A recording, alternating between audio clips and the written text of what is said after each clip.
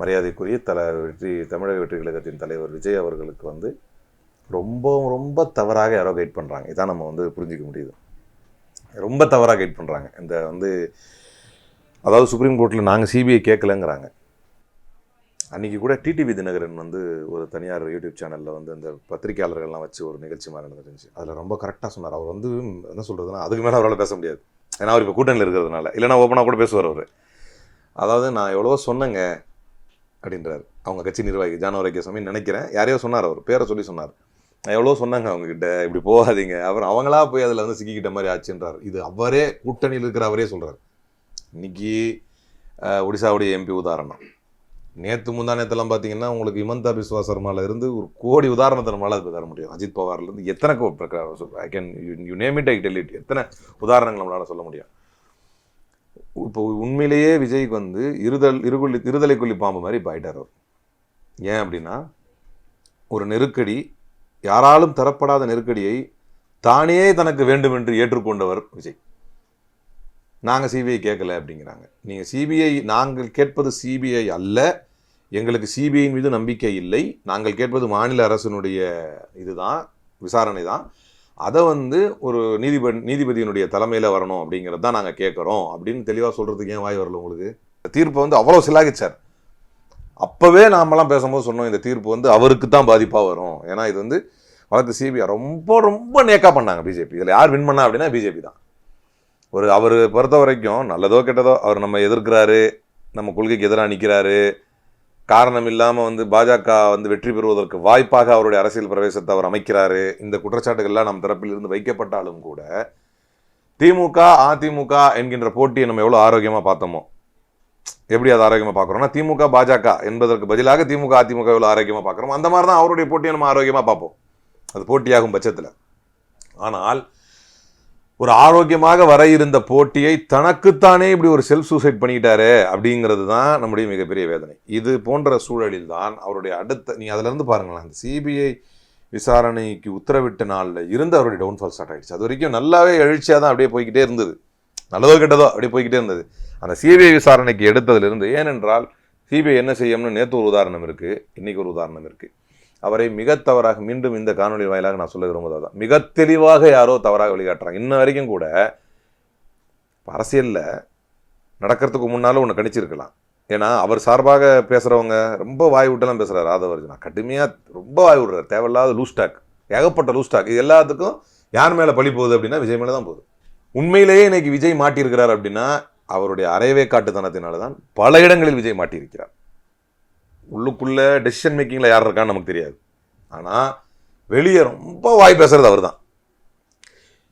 இது எதுக்கு இதை சொல்ல வரேன்னா, இந்த நபர்கள், இதை பேசக்கூடிய ஆட்கள் வந்து அரசியலில் முன்னும் வரலாம் பின்னையும் போகலாம், ஒரு நிலைப்பாடு எடுத்துட்டு. ஆமாம், இப்போ உதாரணத்துக்கு நீட்டை வந்து ஒழிப்போம்னு சொன்னோம், ஆமாம் காங்கிரஸ் ஆட்சிக்கு வந்தால் ஒழிப்போம் அப்படின்ற ஒரு ஐடியா வச்சுருந்தோம், நடக்கலை. ஆனால் அதுக்கான எல்லா முயற்சியும் எடுத்தோமா இல்லையா அப்படின்னு முதல்ல ஒரு கரெக்டாக பேசுகிறாரா இல்லையா? அந்த மாதிரி இன்னைக்கு உண்மையிலேயே சிபிஐ விசாரணை வந்து நாங்கள் என்னமோ சொல்லுவாங்களே, இதில் இருந்து தப்பிக்கிறதுக்காக அதில் போய் மாட்டிக்கிட்டோம் அப்படிங்கிற மாதிரி இன்னைக்கு நிலவரம் எப்படி ஆயிடுச்சுன்னு சொன்னால், ஒரு மாநில அரசு சரியாக வராது, மாநில அரசு வந்து ஏன்னா நம்ம மாநிலத்திற்கான ஒரு தேர்தல் நடக்க போகுது, அதனால் இந்த வழக்கு வந்து மாநில அரசு விசாரிக்கக்கூடாது, முழு அதிகாரத்தோடு விசாரிக்கக்கூடாதுன்னு நினச்சி நாங்கள் உச்சநீதிமன்றம் போனோம்.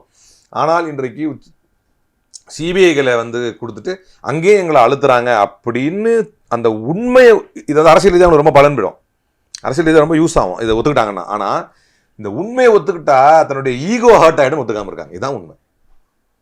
இந்த உண்மையை ஒத்துக்கிட்டா, ஏன்னா தமிழ்நாடு அதுக்கு பேர் போன மாநிலம், பாஜகவுடைய அழுத்தத்தை எதிர்த்து அடிப்பதில், அதை எதிர்த்து கேள்வி கேட்பதில் தமிழ்நாடு, உங்களை பாஜக அழுத்தத்தினாலே மக்கள் உங்களை அங்கீகரிப்பாங்க. ரொம்ப சிம்பிள். அது என்ன அழுத்தம்? நான் அதுதான் உங்களுக்கு உதாரணம் சொல்கிறேன். நம்முடைய முதலமைச்சர் எப்படி பேசுகிறாரு, நீங்கள் எத்தனை வேஷம் போட்டு வந்தாலும், எங்கே எந்த இதை எடுத்து வந்தாலும், 1000 கோடி நீங்கள் கொடுத்தா கூட, தமிழ்நாட்டுடைய 10,000 கோடி கொடுத்தா கூட தமிழ்நாட்டுடைய மானத்தை வந்து இப்போ அடக வைக்க முடியாது. சர்வ சிக்ஷா அபியான் நிதியை கொடுத்தா தான், இதுதான் நியூ எஜுகேஷன் பாலிசி ஏற்றாதான் அவங்களுக்கு நிதினா அதை ஏற்றுக்க முடியாது அப்படின்லாம் போல்டு அடிக்கிறார்ல. தமிழ்நாட்டு மக்கள் அதை எதிர்பார்ப்பாங்க. அழுத்தத்திலே பெரிய விஷயம் என்ன தெரியுமா, அவர் வந்து அவர் 41 பேர் செத்தாலும் அவர் லேட்டாக வர்றவருங்க. அவர் விசாரணை 2 மணி நேரம் உட்கார வைப்பான். அவன் அதுதான் டிடிவி அழகாக சொன்னார், உங்களை உட்கார வைப்பான்.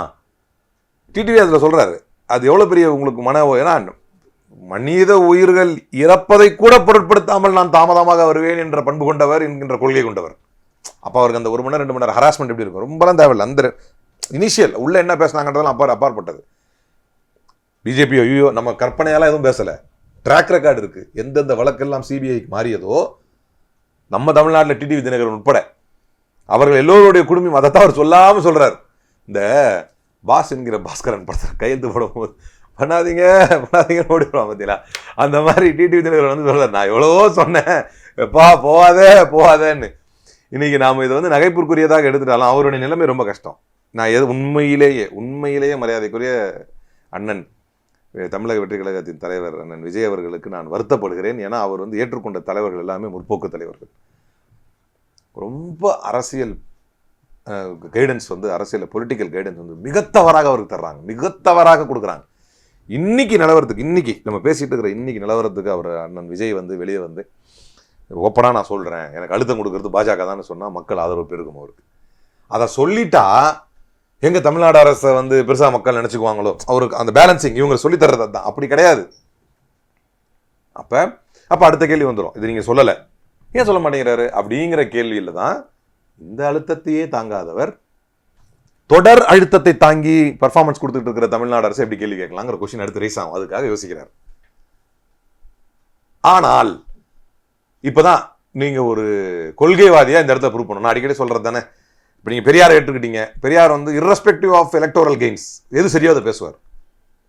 அப்படிதான் இன்னைக்கு உதயநிதியும் பேசினார். சனாதனத்தில் என்ன கருத்தோ அதில் தான் இருக்கிறேன், இந்தியாவிலேயே அதிகம் கோயிலுக்கு போகக்கூடிய மாநிலம் தமிழ்நாடு தான், இருக்கட்டும், ஆனாலும் நான் பகுத்தறிவு கொள்கையை சொல்கிறேன், கரெக்டாக சொல்கிறேன், நான் சொன்னது தான் அப்படிங்கிறார். அந்த மாதிரி even though it may affect my electoral gains, I am clear on my stand that BJP is pressurising me அப்படின்னு அவர் சொன்னாருன்னா மக்கள் அவர் ஏற்பாங்க. அது அவருக்கு புரியலை. அவர் அந்த விஷயத்தை வந்து ஓப்பனாக சொல்லாமல் அப்போ என்ன நினைக்கிறாருன்னா, இன்னொரு கோணத்தில் அதான் இவங்க ஆளுங்களுக்கு இப்போ அதை சொல்கிறேன், அந்த அடுத்த கட்டம், அந்த 2ஆம் கட்டத்தில் இருக்கிறவங்களாம் என்ன நினைப்பாங்கன்னா, நம்ம தானே ஐடியா கொடுத்தோம், இதை ஒரு ஓப்பனாக சொல்லிட்டாருன்னா அதை போய் அவர் ஓப்பனாக சொல்லி இப்போ ஒரு ஆலோசனை மேபி பண்ணலாம், அவர் பண்ணி சொல்கிறாரு, ஆலோசனை பண்ண மாட்டாருன்னு சில பேர் சொல்கிறாங்க. எல்லாமே கற்பனையாக தான் இருக்குது, உறுதியாக தெரியல. அப்போ ஒரு கால ஆலோசனை பண்ணி அவருக்கு இதெல்லாம் வந்து விளக்கமாக சொல்லிட்டா, தலைவரை நம்ம இந்த மாதிரி பேசிடுங்க நீங்கள் அப்படின்னு சொல்ல வேண்டிய இடத்துல இருக்கவங்க அதை சொல்லுவாங்களா? இல்லை நான் அப்படி பேசலான்னு இருக்கேன் அப்படின்னு கேட்டால் ஆமாம் பேசிடுங்கன்னு அவங்க சொல்லுவாங்களா? அங்கே தான் பிரச்சனை நிற்கிது. இப்போ இது எல்லாமே எங்கே கொஸ்டின் மார்க்காக வருதுன்னா, அவருடைய தலைமைத்துவ பண்பில் கேள்விக்குறியாகிறது. எந்த முடிவை எப்போது எடுக்கணும், இந்த முடிவை எடுத்து அதான் ஒரு விஷயம். இப்போ உனக்கு அவ்வளோ அறிவா, அவர் அவ்வளோ பெரிய கட்சியை வந்து ஸ்டார்ட் பண்ணிட்டாரு நடத்துகிறாரு, நம்மளை கூட ஒரு விமர்சனம் வச்சு கேட்கலாம். நான் கேட்குறது ஒன்று தான், ப்ராக்டிக்கலாக என்ன சொல்கிறேன், இதை இப்படி சொன்னால் பப்ளிக் ரெஸ்பான்ஸ் என்னவாக இருக்கும்? இவங்க ரொம்ப தவறாக கணக்கு போடுறாங்க, நம்ம பிஜேபி அட்டாக் பண்ண தொடங்கிட்டா அப்போ இவ்வளோ நாள் தமிழ்நாடு அட்டாக் பண்ணது தப்பா அப்படின்னு மக்கள் கேட்பாங்க அப்படின்னு சொல்கிறார். நிலைப்பாட்டை தெளிவாக சொன்னால் அந்த தப்பு கூட வராது. நியாயமாக பார்த்தா எங்களுக்கு ஆளுகின்ற இரு அரசின் மீதும், அந்த ஆளுகிற அரசு அவங்க கூட்டணிக்கு இழுக்கிறாங்க, இந்த ஆளுகின்ற அரசு நான் வளர்ந்து வரதை தடுக்கிறாங்க, ஆனால் 2 பேரும் எனக்கு அழுத்தம் கொடுக்குறாங்கன்றது உண்மை அப்படின்னு உங்களால் ஏன் சொல்ல முடியல? அந்த இடத்துல மீண்டும் இந்த கொஸ்டின் வரும். அப்படி நீங்கள் சொல்ல மறுக்கும் பட்சத்தில், சொல்ல மறுத்து தொடர்ந்து கொண்டிருக்கும் பட்சத்தில், நீங்கள் திமுகவை ஒழிக்க வேண்டும் என்பதை அதிக கொள்கையாக வைத்திருக்கிறீர்கள், அதற்காக பாஜகவுடைய கொள்கைகளுக்கு ஆதரவு போனாலும் பரவாயில்லை என்று நினைக்கிறீர்கள் அர்த்தங்கிற முடிவுக்கு இந்த மக்கள் வருவாங்க. அது வந்துகிட்டு இருக்கிறாங்க. இது வந்து யூகம்தான் எப்படி பார்த்தாலும். அந்த யூகத்தின் அடிப்படையில் வந்து சொல்லணும்னா 2 சொல்லலாம். ஒன்று அவர் பிஜேபி போயிடுவார், இல்லை போக மாட்டார். நான் ஒரு விஷயத்தை தெளிவாக சொல்கிறேன், அவருடைய மொத்த குடுமி பிஜேபியில் இருக்குது. இப்போ அதில் மாற்று கருத்தே கிடையாது. 100% Vijay is controlled by BJP because of CBI. அதான் சொல்கிறேன், 41 பேர் செத்தாலும் தாமதமாக வருவாங்கிற ஒரு கொண்டு போய் 2 மணி நேரம் உட்கார வச்சாலே உடஞ்சிருவாப்புல மனுஷன். அவ்வளோவே போதும். இதுக்கப்புறம்லாம் நிறைய இருக்குது. ஏன்னா உயிர் போயிருக்கு. ஒரு கால் சிபிஐ முடிவெடுத்து விஜய் தான் குற்றவாளி என்று அறிவித்தால் கூட யாரும் பிஜேபியை குறை சொல்ல மாட்டார்கள். ஏன்னா உயிர் போயிருக்கு. இப்போ தமிழ்நாடு அரசு குறை சொல்கிறாங்க. இங்கே உள்ள சில இண்டிபெண்ட் ஊடகங்கள் போய் நீ தான் உண்மையிலேயே அந்த மாதிரி ஒரு பெட்டிஷனை வந்து சுப்ரீம் கோர்ட்டில் போட்டியான்னா, எனக்கு வீட்டுக்காரே என் கூட கிடையாது, அவர் எப்போ விட்டு போயிட்டாரு, அவரை வந்து தப்பாக கொண்டு போயிட்டாங்கன்னு உண்மையை தானே வெளிப்படுத்தினாங்க. பிஜேபி நினைத்தால் அதில் உள்ள 10 பேரை, அதை செத்த குடும்பத்தில் இருக்கிற 10 பேரை கொண்டு போய் உட்கார வச்சு அவனுக்கு ஒரு 10 கோடி கொடுத்து விஜய்க்கு எதிராக பேச வச்சு சாட்சியம் கொடுக்க வைப்பான். அந்த அவன் மோட சாப்பிட்றாண்டியே வேற, அவன் என்ன சாதாரணமான ஆளா? நம்ம அதுக்காக தான் சொல்கிறோம், நம்ம எதாவது பேசுகிறோம் பிஜேபியில் வந்து பூச்சாண்டி காட்டுறான், அவன் டைப்பே வேற. அந்த மாதிரியான அழுத்தத்தை கொடுப்பார்கள். விஜய் குற்றவாளி என்று அறிவிப்பார்கள். விஜய் பணிந்து போலன்னா பணிஞ்சு போயிடுவார் ஆட்டோமேட்டிக்காக. அப்போ அந்த டோட்டல் குடிமை அவர்கள் இருக்குல்ல, இப்போ வந்து 2 விஷயம். ஏற்கனவே பியூஷ் கோயல் சொன்னதெல்லாம் செய்தியில் வந்தது. ரொம்ப தாக்காதீங்க அவரை, நமக்கு ஒரு தேவைப்படுவார்னு. எப்படி பார்த்தாலும் அவர் வந்து ஆபத்தாகத்தான் முடிவார் இப்போ எண்டில். அதான் வந்து பாட்டம் லைன். கணக்கு போடுவாங்க இப்போ கூட்டணியோட வருவார். எனக்கு என்னமோ ஒரு கூட்டணி செல்வார் என்பதில் பெரிய நம்பிக்கை இல்லை. ஏன்னா என்னுடைய கருத்து, சொந்த கருத்து, அவர் கூட்டணிக்கு சென்று விட்டால் திமுக அது ரொம்ப ஈஸியாயிரும். அவரை திமுக எதிர்ப்பில் பலப்படுத்தி பாஜக எதிர்ப்பில் சமரசப்படுத்தணும். இதைத்தான் அவங்க பேசுவாங்க. நீ இதை இதே மாதிரி கொண்டு போங்க. அப்போ அந்த இவ்வளோ பெரிய மக்கள் எழுச்சி ரொம்ப நம்ம ஒரு சும்மா ஒரு பேசுவோம் ஒரு ப்ராக்டிக்கலாக. திடீர்னு பிஜேபி கூட கூட்டணி வைக்கிறேன் அப்படின்னு சொல்லிட்டாரு. குறைந்தபட்சம் ஒரு 15-20% அவருடைய மக்கள் வந்து விலகுவாங்க. நிறைய பேர் இந்த திரிஷா இந்த இஷ்யூலேயே டிஸ்கஸ் பண்ண விரும்பல, பட் அதை ஏற்றுக்காமல் வெளியே வர்றாங்க நிறைய பேர். சரி இதை மாதிரி பண்ணிட்டுமே அப்படின்னு. அடுத்து ஒரு முடிவு இவர் பாஜகவோடு செல்வதாக எடுத்தால் சமூக வலைதளங்களிலும் சரி களத்திலும் சரி குறிப்பாக இஸ்லாமியர்கள் இருக்கவே மாட்டாங்க. ஒரு இஸ்லாமியர் கூட இருக்க மாட்டாங்க. பெரிய த்ரெட்டாக பார்க்கப்படுறதே அவர்கிட்ட கொஞ்சம் பேர் இஸ்லாமிய இளைஞர்கள், ஓட்டு இருக்கிற இளைஞர்கள், ஓட்டு இல்லாத இளைஞர்கள், பொடியர்களும் இருக்கிறாங்க, கொஞ்சம் பேர் இருக்கிறாங்க. அப்போ அவர்கள் எல்லாரும் வருவாங்க. சமூக நீதி பேசுகிறவங்க எல்லாருமே கொஞ்சம் விலகிக்குவாங்க. ஆஹா இது எப்படி செட் ஆகும் அப்படின்னு விலகுவாங்க. இந்த ரிஸ்க்கை எடுக்க வைக்குமா பிஜேபி? அவரை டவுன் பண்ணி அவரை சேர்க்கறதுனால அவர் டவுன் வரல. அந்த ரிஸ்க்கு அவங்களுக்கு தேவை. இதுக்கப்புறமா அவர்கிட்ட ஒரு ஓட் பேங்க் இருக்கும், அது எல்லாமே எடுக்க முடியுமா? இன்னொரு பக்கம் திமுக என்ன ஈஸி ஆயிரும் அப்படின்னா மொத்தத்தையும் ஒரே குட்டையில் போட்டு அடிச்சு விட்டுறலாம். அது ஏற்கனவே சொல்லிட்டேன் நான். அதனால தான் என்டிஏ வர்சஸ் தமிழ்நாடுன்னு சொல்லிட்டேன். இதான் என்டிஏ, நம்மலாம் தமிழ்நாடு பார்த்துருவோம் அப்படிங்கிற மாதிரி நின்றுவார். மீண்டும் அந்த எழுச்சி விஜய்க்கு இருக்குமா? மீண்டும் அந்த அப்பழுக்கற்ற பேச்சு அவரால் பேச முடியுமா? கொள்கை எதிரி பிஜேபி, அரசியல் எதிரி திமுகனார். அரசியல் எதிரியை விட அதிகமாக எதிர்க்கப்பட வேண்டியது கொள்கை எதிரி. அப்போ அந்த கொள்கை எதிரியோட சமரசம் ஆயிட்டாரே அப்படிங்கிற பேச்சுகள் என்ன ஆகும்?